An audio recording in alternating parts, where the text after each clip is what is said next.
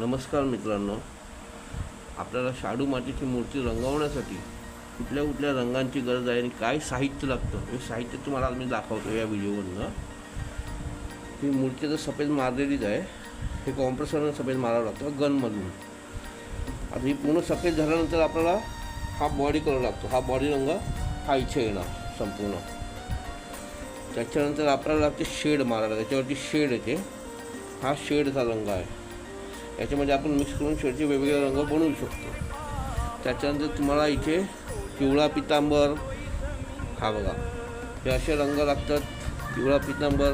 आता शाल तुम्हाला कुठली मारायची आहे, जशी पोपटी आहे, हा पोपटी रंग आहे, हा इको फ्रेंडली रंग आहे, हा सुद्धा लाल रंग आहे. जसं तुम्हाला आवडेल तसं गुलाबी किंवा आकाशी तुम्ही कुठल्याही रंगाचा वापर करू शकता. त्याच्यानंतर आपल्याला डोळे काढण्यासाठी कुठले रंग लागतात, डोळे काढण्यासाठी हे रंग लागतात.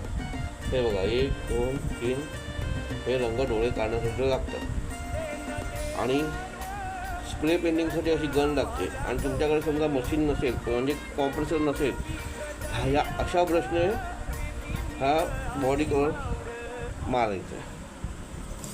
आलं लक्षात. आणि शाईन येण्यासाठी हा बघा, हे सफेद रंग असं शाईनचे शाईन. आणि एक गोष्ट तुम्हाला तुमच्याकडे गाळून यावी, कारण रंग नेहमी गाळून घ्यायचे, ही गाळून हवी आहे. आणि एक ग्लास, हा आखणीचे असे ब्रश, ह्याला पॉईंट असतात छोटे छोटे, हा सुद्धा आखणीचाच ब्रश आहे. इतकं सर्व साहित्य आपल्याला लागतं.